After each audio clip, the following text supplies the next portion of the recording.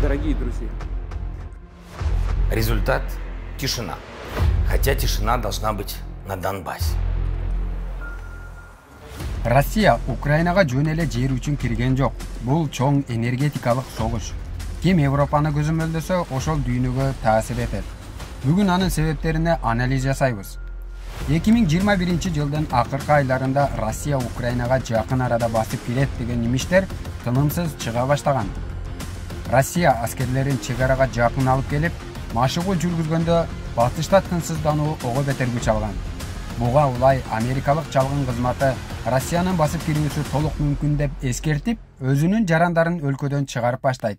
2022 жылдын 24 февралдын таңында буга чейин айтылган немиштердин баары чын болуп чыкты. Дорогие друзья, хочу проинформировать личный состав. Россиянын президенти Владимир Путин расмий түрдө Украинага аскердик операциясын баштап, орус армиясына Украинанын аймагына кирүүгө уруксат берет. Анын артынан эле бүткүл дүйнөлүк маалымат каражаттарында Украинадагы жарылуулар тууралуу айтыла баштайт.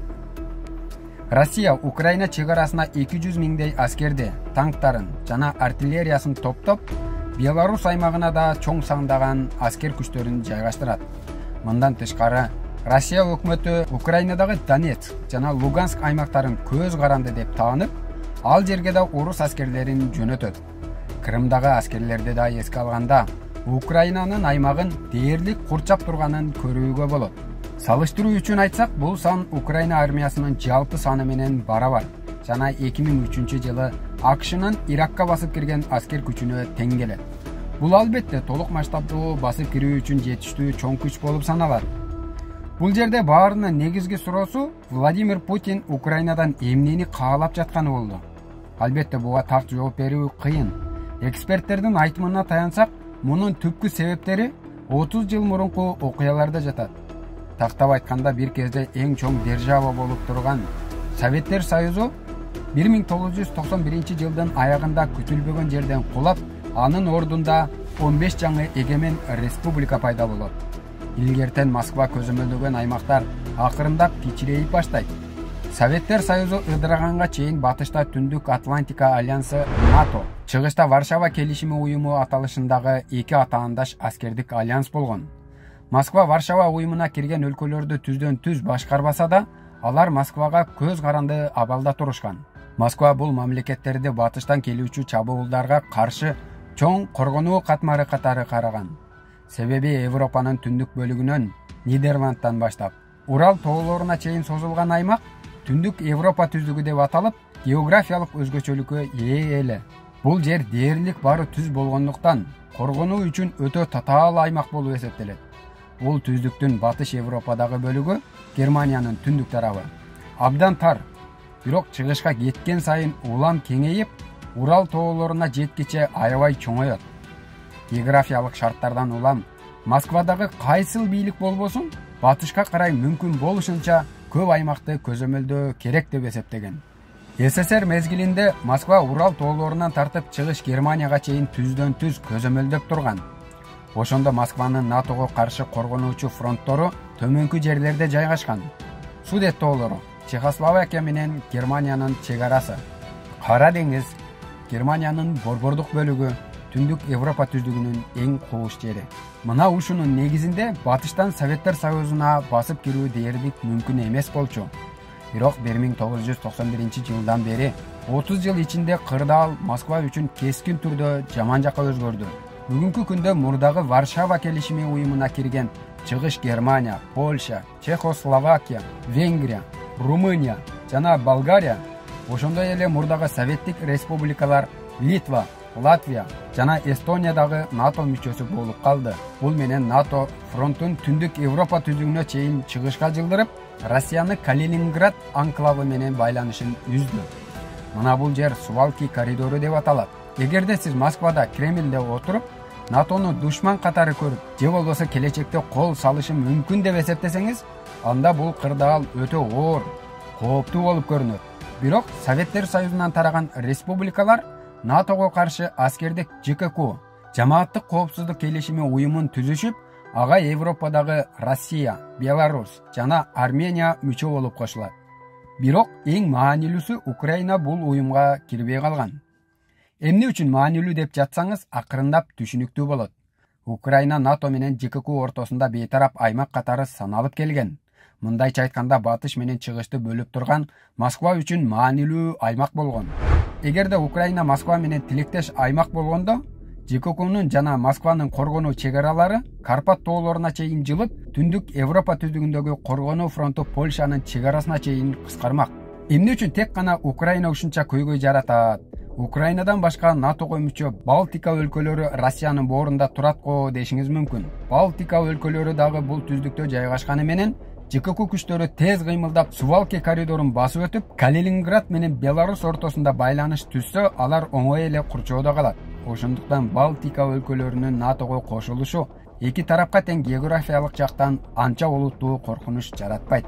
А эгерде Украина НАТОго кошулса, анда НАТОнун фронттук линиялары Карпат тоолорунан ары Европа түздүгүндөгү эң кең талаасына чейин жетмек. Коргонуу линиясы 2300 чакырымдай ачык кең түздүккө жайгарылмак. Фронттон чыгышы Волгоградтан, бурунку Сталинградтан. Болгону 300 чакырымдай аралыкта болмок. Эгерде бул шаар басып алынса, анда Волга дарыясы толук жабылып, Каспий деңизиндеги мунай жана газ кендерин Россиянын калган бөлүктөрүнө жеткирүү үзгүлтүккө учурайт. Бул экинчи дүйнөлүк согуш учурунда Сталинград үчүн болгон кандуу согуштагыдай эле Россия үчүн олуттуу жоготуу болмок. Мындан тышкары ЖККнун негизги мүчөсү жана Москвага эң лоялдуу мамлекет Беларусь үч тараптан НАТО аймактары менен курчалып калат. Ошондуктан эгерде НАТОну душмандык альянс же болочокто чабуул коюшу мүмкүн деп эсептегенде, Украина Москва менен тилектеш же жок дегенде нейтралдуу бойдон калышы ЖКК жана Россиянын коргонуусу үчүн өтө маанилүү. Бирок эксперттер булардын баары Россия Украинадан алгысы келген нерселердин башталышы гана дешет. Эң негизгиси энергия. Россиянын экономикасы эң алдыда турбаса да, дүйнөлүк энергетикалык держава. Ошол эле учурда дүйнөдөгү эң ири жаратылыш газынын запасына ээ. Ал негизинен Сибирде. Россия мунай жана газ сатуудан тапкан кирешелери өлкөнүн негизги каржылык таянычы болуп саналат. Ал мамлекеттик бюджеттин 50%, жалпы ички дуң продукциянын ВВПнын 30%-ын түзөт. Кыскасын айтканда, Россия Сауд Аравия же Иран сыяктуу эле энергия ресурстарына көз каранды мамлекет Петростейт болуп саналат. Россия жаратылыш газын негизинен Европа биримдигине сатат. Европа керектеген жалпы газдын 35%-ын Россиядан алат. Германия дүйнөдөгү 4-нчи ири экономика. Газынын жарымына жакынын Россиядан сатып алат. Мына ушундай энергетикалык көз карандылыктан улам Россия Европа экономикасына чоң таасирин тийгизип, глобалдык күчүн сактап турат. Ушул себептен эки тарап тең бири-бирине аябай көз каранды. Эгерде бул соода мамилеси үзгүлтүккө учураса, Москва үчүн кесепети чоң болот. СССР убагында Россия менен Украина бир өлкө болуп турганда, газ түтүктөрү Сибирден Украина аркылуу түп-түз Европага жеткирилчү. Кийин Украина өзүнчө өлкөгө айланып, Россиядан бул газ көпүрөсү үчүн жылына миллиарддаган доллар өлчөмүндө тарифтерди талап кыла баштайт. Россиянын ал учурда башка амалы жок болгондуктан төлөөгө аргасыз болгон. 2005 жылга чейин Россиянын газынын 80% Украина аркылуу Европага өтүп турган. Бирок андан кийин бул көз карандуулуктан арылуу максатында альтернативдүү газ түтүктөрүн кура баштайт. Алар Ямал Европа түтүгү Беларусь аркылуу өтөт.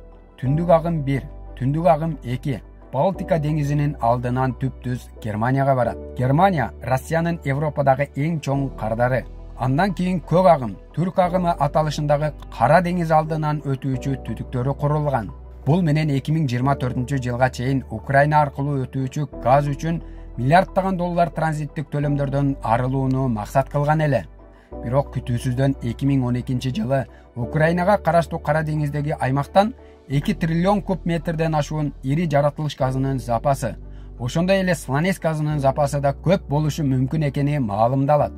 Ал кендер чыгыш Украинада Донецк жана Харков аймагында, батыш Украинада Карпат тоолорунун айланасында экени белгилүү болот. Ошентип 2012 жылдан баштап Украина күтүлбөгөн жерден дүйнөдөгү 14-орунда турган ири газ запастарына ээ өлкөгө айлануу мүмкүнчүлүгүнө жетет. Бирок Украинада жетиштүү каржылык ресурстары, технологиялык жабдуулары жок болгондуктан, Украина өкмөтү бул кендерди иштетүү үчүн батыштын ири мунай газ компаниялары Shell жана Exxon менен келишим түзүп, аларга чалгындоо жана өндүрүү иштерине уруксат берет. Мына ушул кадам Москва үчүн эң чоң стратегиялык коркунуч болуп калат. Эгерде бул келишимдер ишке ашса, Украина Европадагы экинчи энергетикалык державасына айланып, Россияга газ сатууда атаандаштык жаратмак. Бул болсо Россиянын бюджетине түздөн түз сокку урууну билдирет. Ошондой эле Украинанын Европа биримдигине жана НАТОго кошулуусун кыйла жеңилдетмек. Бул кендер 2012 жылы ачылган кезде Украинанын президенти Виктор Янукович болчу. Ал Москва менен мамилени тыгыз кармоого аракет кылган себептен бул газ запастары Россия үчүн түздөн түз коркунуч туудурган эмес. Бирок 2014 жылдын февралында Януковичтин өкмөтү элдик толкундоолор жана батышчыл төңкөрүштүн натыйжасында кулатылып, Украина батышка жана АКШга ыктаган жаңы саясий багытка өтүп баштайт. Москва муну келечекте күтүлүүчү коркунуч катары көрүп, тарыхый талаптарды жана этникалык орустарды коргоо деген жүйөлөрдү себеп кылып, Крымды аннексиялап алат. Мунун негизинде Украинанын деңиз жээгинин 3/2 бөлүгүн, аймактык сууларынын басымдуу бөлүгүн, офшордук мунай жана газ запастарынын 80%-ын, миллиарддаган долларга бааланган жабдууларды жана кең казуу инфраструктурасын өзүнө өткөрүп алат. Россия Украинанын чыгышы Донецк жана Луганск аймактарына согуштук кырдаал түзүү менен Украинага сланец газын өндүрүүгө мүмкүндүк бербей коет. Натыйжада Shell жана Exxon Украинадан толугу менен чыгып кетет. Украина газ ресурстарын иштетүү мүмкүнчүлүгүнөн ажырап, Россиянын Европадагы газ рыногуна атаандаш боло албай калат. Ал эми Россия Европа газ рыногундагы үстүмдүгүн сактап калды. Ушул себептен мындагы жаңжалдын эң чоң себеби энергетикалык көзөмөл же геосаясат болгон десек да болот. Жөнөкөй тил менен айтканда, Москва Европага газ сатууда башка атаандашты каалабайт. Мына ушундай ойлор менен жасалган стратегиялык кадамдан кийин Владимир Путиндин башкаруусунда Россия Крымды Украинага кайра кайтарып бере албайт. Анткени бул стратегиялык мааниге ээ болгон Севастополь портунан ажыроону билдирет. Бул порт Россиянын Кара деңизи менен жер ортолук деңизиндеги аскердик операциялары үчүн өтө маанилүү жана жыл бою муз тоңбогон порттордун бири болуп саналат. Эгерде Крым кайтарылып, Украина НАТОго кошулуп кетсе, анда ал Россиянын Севастополдогу негизги деңиз базасын коркунучка кептейт жана НАТОнун алдыңкы фронту Россиянын бөйрөгүнө чейин жакын келет. Бул болсо Москва үчүн толугу менен кабыл алынгыс сценарий. Бирок Украинада Россияга каршы кысым көрсөтө алган жанагы президент Трамп айткандай, колунда картасы бар эле. Ал кандай десеңиз, Крым жарым аралы географиялык жактан кургактык менен байланышы чектелүү. Айыл чарба жана ичүүгө таза суу өтө таңкыз. 2014 жылга чейин таза суунун 85%-ы СССР учурунда курулган Днепр дарыясынан агып келген. Бирок Крым Орусиянын көзөмөлүнө өткөндөн кийин Украин бийлиги бул каналды бууп, анын түндүк бөлүгүн бетон менен бекитип салган. Ошондон бери Крым акырындап кургак талаага айланып, суу тартыштыгы күн санап күчөп, 2020 жылы Крымдагы эң кургак жыл болуп катталды. Шаар тургундары сууну үнөмдөп, жашоо күн сайын оорлоп келген. Россия Крымды материалдык жактан кармап туруу үчүн жылына миллиарддаган доллар коротууга мажбур болгон. Бирок аскердик операциясы учурунда бекитилген бетон жардырылып, суу кайрадан агып баштады. Ушул себептен азыркы Украинадагы согуштук абалдын бир өңүтүн суу ресурстары үчүн күрөш катары да караса болот. Украинанын учурдагы президенти Владимир Зеленский бир нече жолу Крымды кайра кайтарып алуу анын өкмөтүнүн башкы максаты экенин айткан.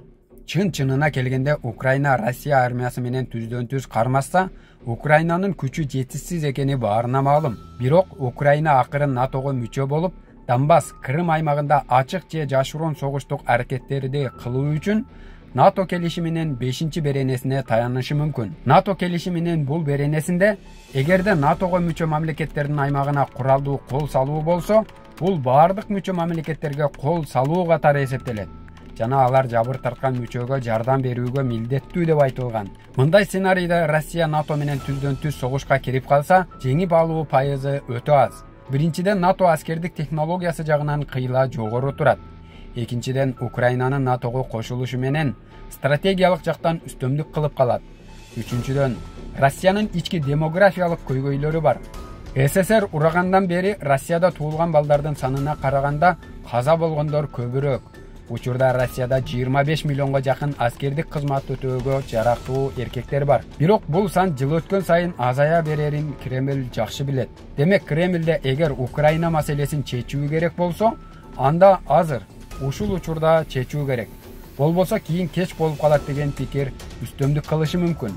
Россия азырынча Украинанын НАТОго кирүүсүнө жол бербей, аны аскердик аракеттерге мажбурлап, экономикасын жана армиясын алсыратып жатат. Азыр бул видео даярдалып жаткан учурда АКШ, Россия, Украина өтө татаал сүйлөшүүлөрдү жүргүзүп жатат. Жыйынтык кандай болоору, тараптардын акыркы максаты кандай экени так белгисиз. Менин жеке көз карашымда жогорудагы маалыматтарга таянып айта турган болсок, Россия Крым аралын эч качан бербейт. Ал эми Донецк менен Луганскдын стратегиялык мааниси зор болгондуктан аны да кайтаруу пайызы өтө аз. Крымга суу жеткирүү үчүн маанилүү аймактарга басым коюп, каналдын бөгөтүн жок кылып, Крымдагы суунун жетишсиздигин жоюуга аракет кылышы ыктымал. Ал эми эксперттердин айтымында, Орусия мындан да чоң кадамдарга барып, келечекте мындай көйгөй кайталанбашы үчүн Днепр дарыясына чейин Орусиянын аймагын кеңейтүүнү көздөшү да мүмкүн. Бул аракет Крымдын географиялык жактан коопсуздугун камсыздап, Украинанын жээгинин бир бөлүгүн көзөмөлгө алып, жаратылыш кендерине жетүүнү жеңилдетет. Ошондой эле батыш тараптан келе турган чабуулдар үчүн Днепр дарыясы күчтүү коргонуу линиясына шарт түзөт. Дагы бир альтернативдүү вариант катары Украинанын түштүк бөлүгүн толук басып алуу же болбосо бүтүндөй Украинаны көзөмөлгө алуу планы да бар болушу мүмкүн. Мында жамааттык коопсуздук келишими уюмунун ЖККнун коргонуу чегин Түндүк Европа түздүгүнүн эң кууш жери Карпат тоолору менен Балтика деңизинин ортосуна чейин кеңейтүүгө мүмкүндүк берет. Мындай кадам Украина эч качан Орусияга каршы колдонулбашы үчүн жасалышы мүмкүн. Эгер жасалса, Россия Украина чек арасын басып кирүүнү чечкенден кийин дүйнөдө кырдаал бат-баттан өзгөрүүдө жана азыр так эмне болуп жатканы белгисиз. Бирок президент Владимир Путиндин кээ бир талаптары белгилүү. Алар Украина эч качан НАТОго мүчө болбошу керек. НАТО жана АКШ өз аскерлерин Чыгыш Европадан 1997 жылдардагы чек арага чейин, Германияга чейин алып кетиши керек. НАТО альянсы мындан ары кеңейбей, жаңы мүчөлөрдү кабыл албашы шарт. Ошондой эле альянс Украинада, Чыгыш Европада жана Кавказда Россия менен макулдашпай аскердик машыгууларды өткөрбөшү керек. Албетте НАТО өлкөлөрү бул талаптарды кабыл алуу пайызы өтө аз. Жана Орусияда муну түшүнүп турган болушу мүмкүн. Кийинки кадамдар кандай болот, аны убакыт көрсөтөт. Бирок саясат талдоочулар мурунку кризистерде президент Путин кандай аракеттерди жасаганына карап, анын мындан ары эмне кылышын алдын ала божомол кылууга болот дешет. Украинадагы окуялар 2008 жылы Грузияда болгон окуялар менен таң калыштуу окшоштуктары бар. Анда Россия дал ушуга окшош сценарийде Грузиядагы Абхазия жана Түштүк Осетия жикчил аймактарын көз карандысыз мамлекет катары тааныган. Андан соң бул аймактарда тынчтык орнотуу үчүн аскерлерин киргизип, толук масштабдуу чабуул жасаган. 12 күн ичинде Абхазия жана Түштүк Осетияны толук басып алып, алардын көз карандысыздыгын бекемдеген. Мындан Грузиянын аймактык бүтүндүгү бузулган. Бул согушта 200 миңге жакын адам жер которууга мажбур болуп, Грузия Россия менен дипломатиялык мамилесин үзгөн. Ошол учурда АКШ Европа өлкөлөрү Ирак жана Афганистандагы согуштарга көңүл буруп жаткандыктан, дүйнө коомчулугу Грузиядагы согушка жетиштүү деңгээлде реакция кылган эмес.